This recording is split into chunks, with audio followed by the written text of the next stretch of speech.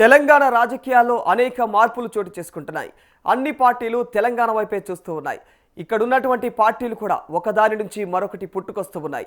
తాజాగా ఒకవైపు అధికార కాంగ్రెస్ తన పట్టును నిలుపుకునే ప్రయత్నం చేస్తూ ఉంటే బీఆర్ఎస్ పూర్వ వైభవాన్ని తెచ్చుకునేందుకు శక్తిని కూడగట్టుకుంటోంది.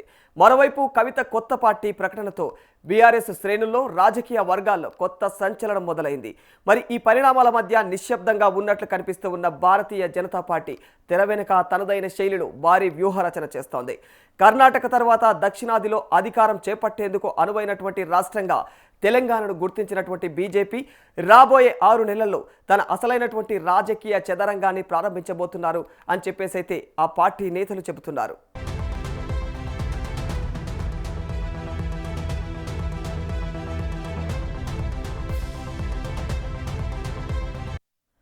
నాయకత్వలేమి బీజేపీ ప్రధాన సవాల్. తెలంగాణలో బీజేపీకి ఉన్నటువంటి ప్రధాన సమస్య రాష్ట్ర వ్యాప్తంగా క్రేజ్ నియోజకవర్గ స్థాయి ఓట్లు అయితే ఇక మారకపోవడం.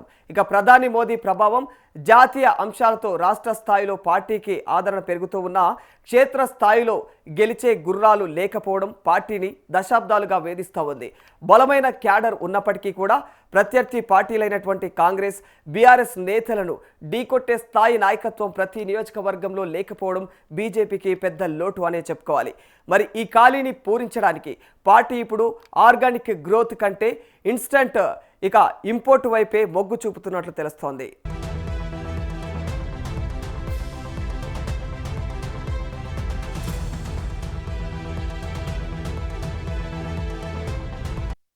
ప్రస్తుత రాజకీయ శూన్యతను వాడుకుని ఇక ఇతర పార్టీలోని అసంతృప్త నేతలను చేర్చుకోవడమే లక్ష్యంగా అయితే బీజేపీ ఆపరేషన్ ఆకర్షణను మళ్లీ పట్టాలెక్కించనున్నట్లు సమాచారం తెలుస్తోంది. మరి ఈ క్రమంలోనే ఆర్మూర్ మాజీ ఎమ్మెల్యే జీవన్ రెడ్డి, మల్లారెడ్డి వంటి నేతలు బీజేపీ అగ్రనేతలతో టచ్లో ఉన్నారనే ప్రచారం కూడా రాజకీయ వర్గాల్లో అయితే జోరుగా సాగుతోంది. కేవలం ఒకరిద్దరు కాదు, దాదాపుగా 20 నుంచి 30 మంది కీలక నియోజకవర్గ స్థాయి నేతలతో ఢిల్లీ స్థాయిలోనే సంప్రదింపులు జరుగుతున్నట్లుగా కూడా తెలుస్తోంది. మరి పార్టీ అధికారంలోకి వస్తేనే తమ యొక్క రాజకీయ భవిష్యత్తు ఉంటుందని చెప్పి భావిస్తున్నటువంటి ద్వితీయ శ్రేణి నేతలు కూడా ఇప్పుడు కమలం గూటికి చేరేందుకు ఆసక్తి చూపుతున్నారని చెప్పేసి అంటున్నారు.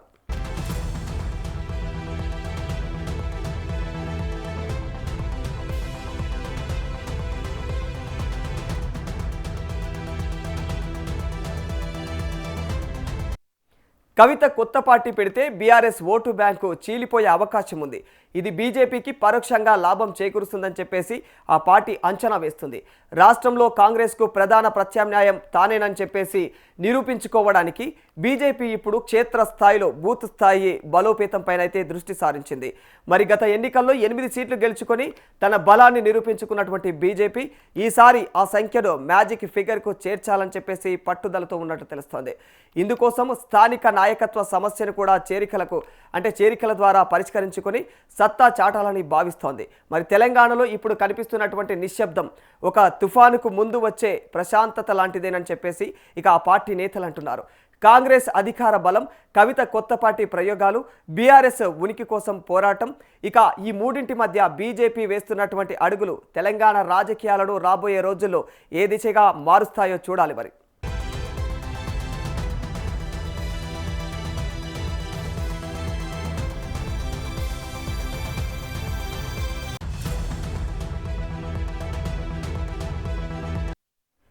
నిజంగానే తెలంగాణలో బీజేపీకి అనుకూలత ఉంటే ఇతర పార్టీలను కలుపుకొని పోయేందుకు కూడా సిద్ధమే అన్నట్లుగా అయితే వ్యవహరిస్తోంది. మరి ఇప్పటికే బీఆర్ఎస్ ఇక బీజేపీ కలిసిపోయి చేస్తాయనే ఊహాగానాలు కూడా వస్తూ ఉన్నాయి. రెండు పార్టీలు ఈ ప్రచారాన్ని కొట్టివేస్తూ ఉన్నా ఇక బీఆర్ఎస్లో మాత్రం స్వయంగా కేసీఆర్ కూతురు కవిత దాన్ని అయితే వ్యతిరేకించి అక్కడి నుంచి బయటకు వచ్చేశారు. ఇక దీనికి తోడు బీజేపీ బీఆర్ఎస్ కలిసి పోటీ చేసే అంశాలపైన కూడా చర్చలు కూడా జరుగుతూ ఉన్నట్లు హస్తినాలో అయితే ప్రచారం జోరుగా కొనసాగుతోంది.